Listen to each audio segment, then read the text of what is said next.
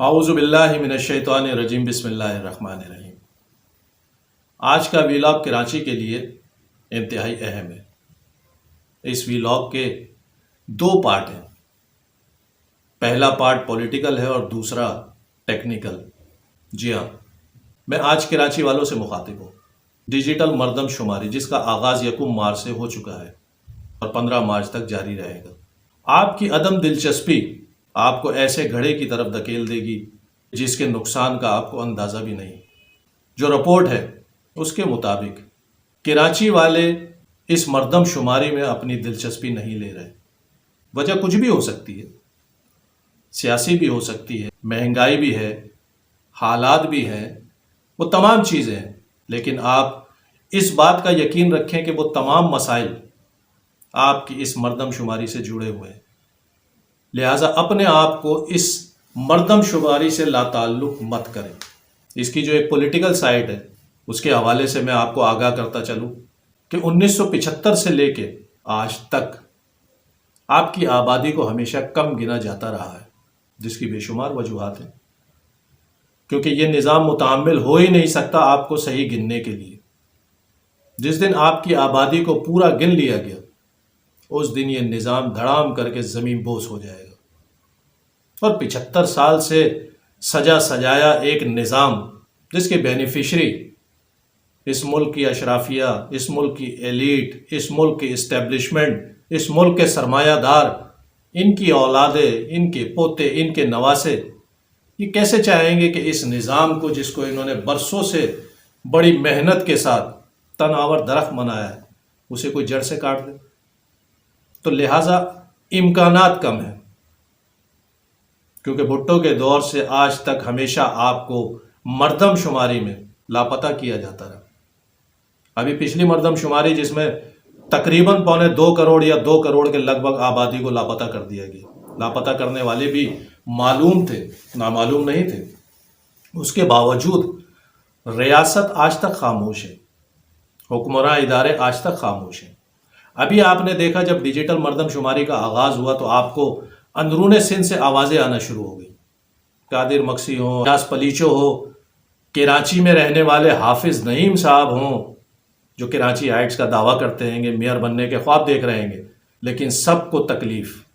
وجہ کہ یہ نظام کے بینیفیشری لوگ ہیں، اور یہ 3 افراد نہیں ہیں، ان کے پیچھے وہ تمام ہاتھ، وہ تمام دماغ، وہ تمام طاقتیں ہیں جو اس نظام سے استفادہ حاصل کر رہی ہیں۔ تو لہٰذا آپ اپنی ذمہ داری کو سمجھیے، آپ لاپرواہی یا غفلت مت کیجیے، کیونکہ آپ نے اگر خود کو رجسٹرڈ نہیں کروایا تو اس کے بینیفیشری نظام کے وہ تو خوش ہو جائیں گے، ان کو اور کیا چاہیے؟ تو لہٰذا آپ اپنی ذمہ داری کو سمجھیے، اور ایک بہت آسان طریقہ جو آپ کو دیا گیا ہے، جس کو میں آپ کو دوسرے پارٹ کے اندر جو اس کی ٹیکنیکل سائڈ ہے میں اس میں آپ کو بڑی آسانی کے ساتھ سمجھانے کی کوشش کروں۔ جی ہاں، یعنی آپ کو موبائل پہ ایک ایپ دی گئی ہے جس کے اندر کچھ پیچیدگیاں ضرور ہیں، کچھ مشکلات ضرور ہیں، لیکن اس کو دیکھ کر بند مت کر دیجیے، اس کو سمجھنے کی کوشش کیے۔ میں آپ کو انشاءاللہ پارٹ 2 کے اندر اس کو سمجھاؤں گا۔ اس کو فل کیجیے، اس کو فل کر کے سبمٹ کیجیے۔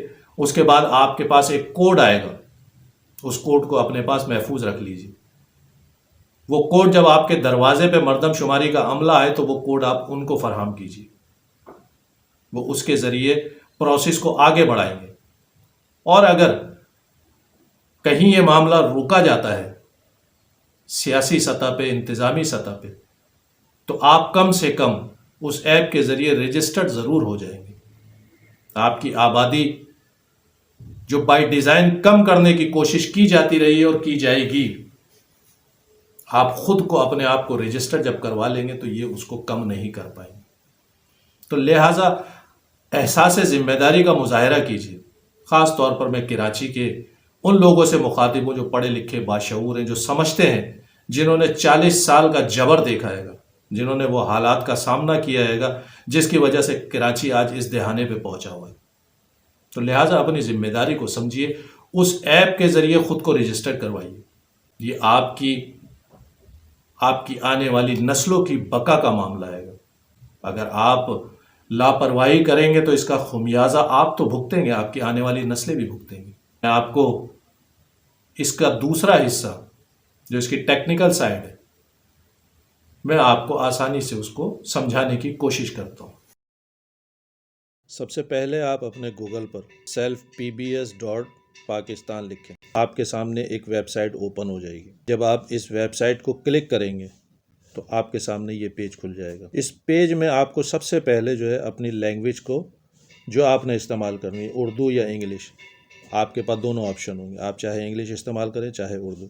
جب آپ اس کو چوز کر لیں تو اس کے بعد رجسٹر اینڈ لاگ ان، آپ نے رجسٹر کو دبانا آئے گا، آپ کے پاس یہ کھل جائے گا۔ اب آپ اس کے اندر موبائل نمبر، سب سے پہلے موبائل نیٹ ورک، جو آپ نیٹ ورک استعمال کرنا چاہیں، موبی لنک کا ہو، جیس کا ہو، یو فون کا ہو، ٹیلی نور کا ہو، جس کا بھی ہو، آپ نے اس پہ وہ لکھنا آئے گا۔ اس کے بعد آپ موبائل نمبر ڈالیں گے، اس کے بعد پاسورڈ ڈالنا ہے۔ پاسورڈ کے اندر ضروری نہیں ہے کہ کتنے ڈیجٹ کا ہونا چاہیے، 1 2 3 ہونا چاہیے یا ABCD ہونا چاہیے، جو آپ دل چاہے اس میں پاسورڈ ڈال دیں، وہ آپ کی سہولت کے لیے۔ اس کے بعد آپ اسی پاسورڈ کو کنفرم کرنے کے لیے کنفرم پاسورڈ میں ڈالیں گے۔ پھر اس کے بعد present residential address of family, جو آپ کا موجودہ پتہ آئے گا، آپ اس پہ وہ ڈالیں گے۔ پھر پریزنٹ ڈسٹرکٹ آف لیونگ، آپ نے یہاں پہ جس ڈسٹرکٹ میں آپ رہ رہے ہیں گے اس کو آپ نے لکھنا ہوگا یہاں پہ۔ مثال کے طور پہ ایسے present district of living Karachi central district, اگر آپ ویسٹ میں رہتے ہیں، ایسٹ میں رہتے ہیں گے، آپ کورنگی میں ہیں، آپ لیاری میں، جس ڈسٹرکٹ میں بھی آپ رہتے ہیں گے، آپ نے اس کا اندراج یہاں کرنا ہے گا۔ اس کے بعد پریزنٹ تحصیل آف لیونگ، نیچے یہ آئے گا۔ اب آپ نیو کراچی سب ڈویژن لکھیں، نارتھ ناظم آباد لکھیں، آپ لیاقت آباد لکھیں، نیچے آپ کو آپشن ملیں گے، آپ جس آپشن کو چاہیں گے اس کو آپ کلک کر دیں گے۔ اس کے بعد نیچے اسی کے اندر یہ کالم آئے گا سائن اپ جب آپ کریں گے، اس میں یہ دیا ہوا ہے انہوں نے I am not a robot, اس میں وہ کنفرم یہ کرنا چاہتے ہیں کہ آپ فیک تو نہیں ہیں، آپ فزیکلی موجود ہیں، یعنی آپ روبوٹ نہیں ہیں۔ ان کا مقصد یہ ہے کہ آپ جینون اوریجنل پرسن ہیں گے۔ تو آپ جب اس کو کلک کریں گے تو سائن اپ ہو جائے گا۔ سائن اپ ہونے کے بعد جب آپ کریں گے تو آپ کے پاس موبائل جو آپ نے نمبر ڈالا ہوگا اس پہ آپ کو ایک کوڈ آ جائے گا 6 ڈیجٹ کا۔ بعد آپ کے پاس ایک میسیج آ جائے گا، your account has been verified successfully. اس کے بعد نیکسٹ اسٹیپ جو ہے وہ لاگ ان کا آئے گا۔ جب آپ لاگ ان کا جب آپ کے پاس پیج کھلے گا تو اس میں آپ نے اپنا وہی پرانا نمبر جو موبائل نمبر پچھلا آپ نے ڈالا تھا اور وہی پاسورڈ آپ ڈالیں گے، اس کو آپ لاگ ان کریں گے تو آپ کے پاس 2 اسٹیپ کے اندر وہ معلومات لے گا، جس میں سے آپ کے فیملی ممبر کی تعداد اور دوسری آپ کے گھر کی معلومات جو انیشیل ہوں گی آپ نے وہ فراہم کرنی ہے۔ اس کے بعد اس کو ریویو کریں اور سبمٹ کر دیں۔ سبمٹ کرنے کے بعد جب آپ لیٹس اسٹارٹ ناؤ کریں گے، اس کو بٹن کو دبائیں گے تو یہاں آپ سے وہ پہلے آپ کے فیملی ممبر کی معلومات لے گا، جس میں آپ جو بھی آپ اس میں فرد کا نام جو بھی بھر رہا ہے گا، اس میں ضروری نہیں کہ گھر کا سربراہ ہی اس کو بھرے، اس میں بیٹا ہو، بیٹی ہو یا کوئی بھی آپ کا عزیز ہو، جب وہ اس کو بھر رہا ہو تو اس میں اپنا نام لکھے گا، اس کے بعد وہ رشتہ لکھے گا، باقی یہ ڈیٹیل ہے، اس میں عمر آ گئی، جنس آ گئی، ازواجی حیثیت، مذہب، قومیت، اس کے علاوہ مادری زبان۔ اب آپ زبان کوئی بھی بولتے ہو، اگر آپ اردو بولتے ہیں تو اس میں اردو لکھیں گے، اگر آپ پشتو بولتے ہیں تو پشتو لکھیں گے، سندھی بولتے ہیں تو سندھی لکھیں گے، یا کوئی بھی زبان آپ بولتے ہیں وہ آپ اس میں لکھیں گے۔ اس کے بعد آپ کی ایجوکیشن، تعلیم۔ اب آپ کے اندر آپ کے پاس یہ تعلیم کے حوالے سے جو معلومات لے رہا ہے، اس کے اندر ضروری نہیں کہ آپ نے کوئی ماسٹر کیا ہوا یا انٹر یا میٹرک کیا ہوا۔ اگر آپ صرف لکھنا پڑھنا بھی جانتے ہیں گے، جمع تفریق کر سکتے ہیں، تو اس کے اندر آپ ہاں میں آپ اس کو کلک کریں گے۔ جب آپ ہاں کریں گے تو آپ سے تھوڑی سی مزید تفصیل لے گا۔ اس کے بعد روزگار یا ملازمت کے حوالے سے، مثلاً اگر آپ نوکری کرتے ہیں گے تو اس کی تفصیل دیں گے، اگر آپ کاروبار یا زراعت کے پیشے سے وابستہ ہیں تو آپ اس کی تفصیل دیں گے۔ وہ سارے آپشن آپ کو وہ دیتا رہے گا۔ اس کے بعد ہے آپ کا موجودہ رہائش کا ضلع، یعنی جہاں آپ رہتے ہیں گے۔ مثال کے طور پہ اگر آپ کراچی میں رہتے ہیں تو کراچی سینٹرل ڈسٹرکٹ لکھیں گے۔